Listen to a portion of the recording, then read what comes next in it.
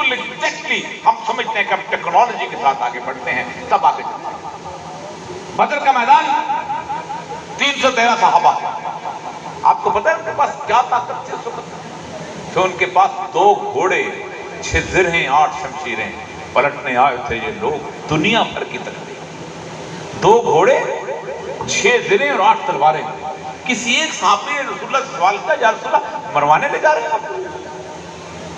طاقت دیکھو، 1000 لوگ گھوڑوں میں سوار، شترمان، ہر ایک نے زرہ پہنی ہوئی ہے، ہر ایک کے ہاتھ میں تلوار ہے۔ ہمارے پاس تو تلواریں 8 ہیں، ہمارے پاس تو 6 زرہیں ہیں، ہم تو لکڑیاں کاٹ کے اور درختوں کی ٹہنیاں کاٹ کے اور پتھروں کو تیز کر کر کے ان کو نوکیلے بنا کے لڑنے کے لیے آگے، ہم کہاں لے جا رہے ہو؟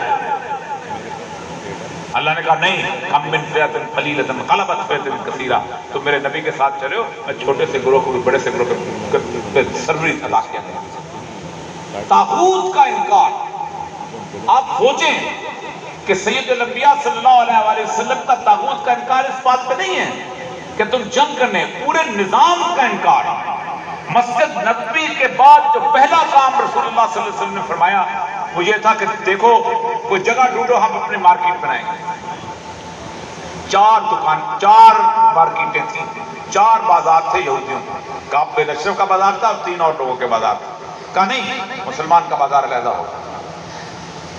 5 اصول تھے رسول اکرم کے اس بازار کے، جو آج دنیا کی معیشت کے سب سے بڑے اصول ہیں۔ آپ نے بازار بنایا اور اتنی جلدی تھی کہ بازار کی چھت جو تھی خیمے کی بنائی، مسجد نبی کے بالکل بازار قریب۔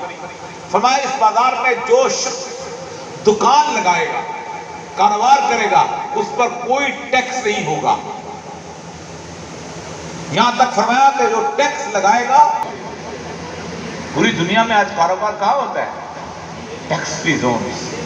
یہ دبئی کیا ہے، یہ کیش کیا ہے، یہ کیمن آئی لینڈ کیا ہے، یہ پاناما کیا ہے، یہ سب کے سب آئل آف مین کیا ہے؟ Tax free zones.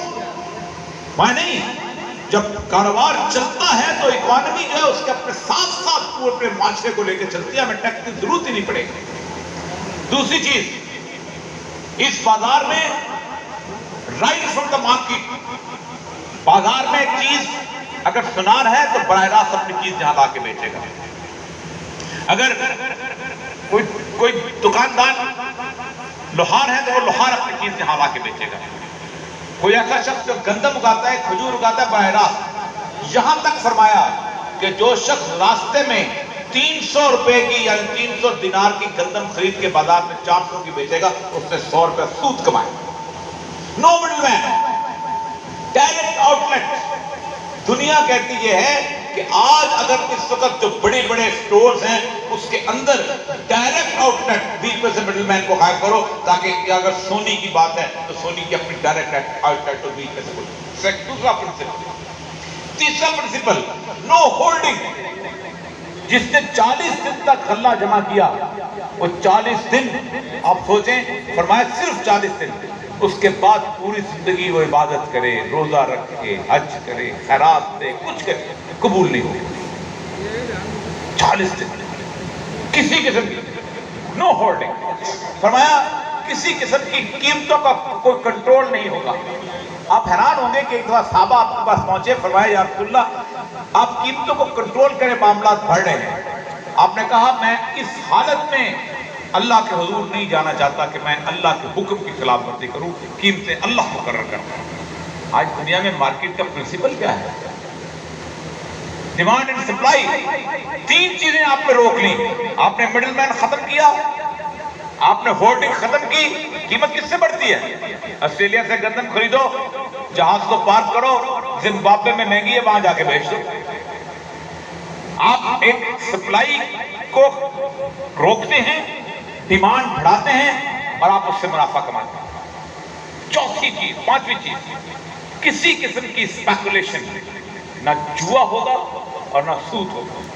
پورا عرب جو تھا اس کے جو جتنے بھی لوگ تھے وہ اس سود میں اس طرح چکرے ہوتے تھے، کوئی ایسا عرب کا بڑا سردار نہیں تھا جو یہودیوں کے سود کے اندر چکرا نہیں مارتا۔ آپ حیران ہوں گے کہ یہ مارکیٹ اس قدر کامیاب ہوئی تھی کہ رات تو رات کعب بن اشرف یہودیوں کے سردار نے جا کے اس کی تنابیں کاٹی. یہ پانچوں کے پانچوں پرنسپل اور چھٹا اور آخری پرنسپل جس کی بنیاد کے اوپر اس وقت پوری دنیا نے مجھے اور آپ کو چکڑا ہوا ہے کہ دیکھو کاروبار کرنا ہے تو اس پیسے میں کرنا جس پیسے کی انٹرنسک ویلیو موجود ہو. سونے میں کرو, چاندی میں کرو. اگر یہ دونوں چیز موجود نہیں ہے تو پھر کھجور میں کرو. پھر اس کے بعد آپ نے فرمایا جو میں کرو, چاول میں کرو, نمک میں کرو اور گندم میں کرو. وہ چیز اس کو سرمایہ بناؤ کہ جو سرمایہ مارکیٹ کے اندر جب علیحدہ کر کے بیچنے جاؤ تو خود بک جائے. آج آپ سونا بازار میں جا کے بیچیں گے بک جائے گا, لیکن اگر کاغذ کا نوٹ جا کے بیچیں جس کی ویلیو نو بچوں کی کاپی سے بھی زیادہ اس کی قیمت نہیں. آپ کو پتا ہے اس وقت دنیا میں سب سے زیادہ قرضہ کس ملک کے اوپر ہے؟ امریکہ کے اوپر. تقریباً 27,000 ارب ڈالر اس کا قرضہ ہے. لیکن اس کا قرضہ کچھ نہیں ہے. میرا قرضہ 80 ارب اس سے زیادہ ہے. کیوں؟ کیونکہ میں نے قرضہ ادا کرنا ہے امریکی ڈالر کے اندر. میں اپنی گندم بیچوں گا, میں اپنی کپاس بیچوں گا, میرے لوگ بچے مزدوری کریں گے تو وہ قرضہ ادا کریں گے ڈالر خرید کے. لیکن وہ تو اس کے اپنے ڈالر میں, اس نے تو صرف پرنٹنگ مشین سے چھاپنا ہے. میں تیل خریدنے جاتا ہوں, 1 ارب ڈالر خریدتا ہوں, آپ 200 ارب ڈالر خریدتے ہیں, وہ 500 ارب ڈالر خریدتے ہیں, ہم سارے مل کے 1,000 ارب ڈالر خریدتے ہیں. یہ 1,000 ارب ڈالر جو ہیں یہ 1 لاکھ ڈالر میں آسانی سے بہترین سیاہی میں اور بہترین کاغذ میں چھپ جاتا ہے. تیل کس کا ہے؟ مسلمان کا تیل. آج تیل پاکستان کے روپے میں بکنا شروع ہو جائے, 1 روپے کا 80 ڈالر مارکیٹ میں ہو جائے. یہ وہ جکڑا ہوا نظام تھا. فرمایا کسی قسم کی وہ کرنسی استعمال نہ کرو کہ جس کرنسی کے اپنی ذاتی قیمت موجود نہ ہو. یہاں تک کہ حضرت بلال ایک دفعہ کچھ اچھی کھجوریں لے کے آئے. فرمایا بلال یہ کیا کیا تم نے؟ کہا یا رسول اللہ میرے پاس کچھ بری سی کھجوریں تھیں, میں نے وہ بیچی اور اس کے بدلے میں نے. فرمایا بلال ھذا ربا, یہ سود ہے. اس لیے کہ تم پہلے اپنی بیچتے کھجوریں بیچتے, پھر اس کے بعد اس کے پیسے لیتے اور پھر کھجوریں خریدتے تاکہ اس کرنسی میں اس سٹینڈرڈ میں ملاوٹ ہو. میں قسم اٹھا کے کہتا ہوں دنیا کی آج کی اکنامک ساری کی ساری اس کے اوپر بنیاد ہے کہ آپ ویلیو جو ہے اس کے اندر نقص نہ کریں, آپ ویلیو کو جو ہے اس کو تباہ نہ کریں. یہ تھا وہ سسٹم کہ ہمارا علاقے میں کے اندر ان کے اندر بیٹھنا اٹھنا چلنا پھرنا مختلف ہونا چاہیے. میرا بازار علیحدہ ہونا چاہیے, میرا گھر علیحدہ ہونا چاہیے. انا یقیم بین اظہر المشرکین, میں اس شخص اور مشرکیات دونوں کا دھواں آپس میں نہیں ملنا چاہیے. اس کی چمنی سے آگ نکل رہی ہے. حدیث سید الانبیاء کی یہاں پڑھ کے سناتا ہوں, کمال حدیث ہے اور آج کے دور کے ساتھ میں اس کو ریلیٹ کر کے آج صرف آپ کو صرف اس بات کی طرف, ہمارے ہاں اکثر یہ سمجھا جاتا ہے کہ ہم رسول اللہ کی امت ہیں, ہم خوانودار ہیں. اقبال نے بھی کہا تھا رحمت ہیں دری اغیار کے کاشانے پہ برق گرتی ہے تو بیچارے مسلمانوں کو, ہم وفادار نہیں تو بھی تو دلدار نہیں. اس کی بڑی لمبی چوڑی شکوہ نظم ہے, لیکن اس کے جو شکوے کے بعد جواب شکوہ ہے میں اس پہ آخر میں آ کے بات کروں گا. اس کے اقبال کو اللہ نے جواب کیا دیا. آپ اندازہ کریں اس وقت جو پوری کی پوری اس کائنات میں ہمارا جو نظام ہے, اس نظام کے اندر ہم نے سید الانبیاء صلی اللہ علیہ وسلم کی ان تمام تر تعلیمات کو بالکل شک کر مسلم کر دیا. آپ نے فرمایا بدأ الاسلام غریبا, اسلام شروع میں اجنبی تھا. نہ ہمارا معاشی نظام تھا, نہ ہمارا سیاسی نظام تھا, نہ ہمارا اخلاقی نظام تھا, نہ ہمارا عدالتی نظام تھا. اجنبی تھی, پوری دنیا میں اجنبی تھی. فَسَيَعُودُ غَرِيبًا, جب آخر آئے گا, جب ہم لوگ آئیں گے, فرمایا پھر اجنبی ہو جائے گا. آج بھی نہ ہمارا سیاسی نظام ہے, نہ ہمارا معاشرتی نظام ہے, نہ ہمارا اخلاقی نظام ہے. اب تو اخلاقی نظام کی حالت یہ ہو گئی ہے کہ پاکستان کی اسمبلی جو ہے وہ 9 مئی 2018 کو شاہد خاقان عباسی صاحب کی سرکردگی میں ایک ایسا بل پیش کرتی ہے کہ جو بل مرد اور عورت کی شادی کو حلال کراتا ہے. نہ ہمارا سیاسی نظام ہے, ہمارا اقتصادی نظام ہے. فرمایا کہ حل کیا ہے؟ فَطُوبَى لِلْغُرَبَاءِ، میں بشارت دیتا ہوں، میں خوشخبری دیتا ہوں، میں ان کو اللہ تبارک و تعالیٰ کی جنت کی خوشخبری دیتا ہوں کہ جو لوگ اجنبی ہونا پسند کریں. ہمارے یہاں کیا کہا جاتا ہے؟ فلاں شخص نے دنیا میں ہمیں اجنبی کر دیا، ہمیں دنیا کے ملک ہم سے بات نہیں کرتے. میرا رسول کہتا ہے یہ تو تمہارے لیے مبارک بات ہے. وہ آج کل کیا کہتے ہیں؟ ہمیں سائبر نہیں بھیجتے. اجنبی کو پہچانے کا یہ نہیں کہا کہ تم کھل مل کر رہو گے تو میں تمہیں مبارک دیتا ہوں. طوبیٰ للغرباء، تم پہچانے جاؤ تو تم مسلمان ہو، تم نظر آؤ تو تم مسلمان ہو، تمہارا پتہ چلے کہ تم علیحدہ ہو، تمہاری زندگیاں کیسی گزرتی ہیں، تمہارا بادشاہ کیسا ہے، تمہاری عدالت کیسی ہے، تمہاری سب کچھ. اس کا وجہ کیا ہے کہ ہم پہ ذلت ہے. لوگ کہتے ہیں سویڈن پہ کیوں عذاب نہیں آتا، ڈنمارک پہ کیوں عذاب نہیں آتا، ناروے پہ کیوں عذاب نہیں آتا، انگلینڈ پہ کیوں عذاب نہیں آتا، امریکہ اس پہ کیوں عذاب آئے گا؟ اللہ نے عذاب ہمارے لیے رکھا ہوا ہے.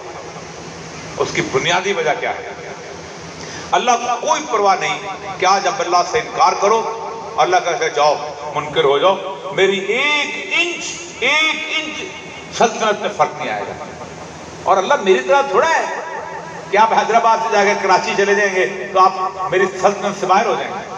آپ اس کی سلطنت میں ہیں، اور جب آپ مر جائیں گے تو اللہ کہتا ہے میرے طرف واپس آؤ گے اور پھر میں تمہیں دیکھوں گا روز حشر کہ آؤ بتاؤ کہاں ہے. جب میں پکارا جائے گا قیامت دن، لمن الملک اليوم، کون ہے آج کے دن کا بادشاہ؟ اور آواز آئے گی للہ الواحد القہار، صرف ایک ہے جو اللہ تبارک و تعالیٰ کی ذات ہے. عذاب کیوں ہم پہ آتا ہے؟ اللہ کہتے ہیں افتؤمنون ببعض الکتاب وتکفرون ببعض، تم اللہ کے ایک حکم کو مانتے ہو کتاب کے اور ایک حکم کو نہیں مانتے. سائن کرتے ہو کہ میں داخلہ لیا ہے گرامر سکول میں، اور یونیفارم کہتے ہو نہیں میں پرائمری سکول وہ والی پہنوں گا. سائن کیا ہے آپ نے سول سروسز اکیڈمی میں جانے کا، وہ کہو نہیں میں آدھی باتیں مانتا ہوں آدھی نہیں مانتا ہوں. کاکول اکیڈمی میں داخلہ لیتے ہو پورا سائن کر کے، اور اس کے بعد کہتے ہو کہ نہیں ایسا ہے کہ پریڈ میں حصہ نہیں لوں گا. چلو پریڈ میں حصہ لے لیا، باقی کام نہیں کروں گا. جم خانہ کی نوکری سائن کرتے ہو، کلب کے ممبر بنتے ہو، اور وہ کہتے ہیں کہ کلوز کارنر لگا کے آؤ. آپ جب جاتے ہو تو کہتے ہیں یار وہ گاڑی میں ویسٹ کوٹ رکھ لو، اندر جانے نہیں دیں گے. وکیل بنتے ہو، جج کے سامنے کوٹ اور ٹائی پہن کے جاتے ہو کیونکہ تمہارے اندر لکھا ہوا ہے کہ یہ چیز تمہاری ایٹیکیٹ پہ شامل ہے.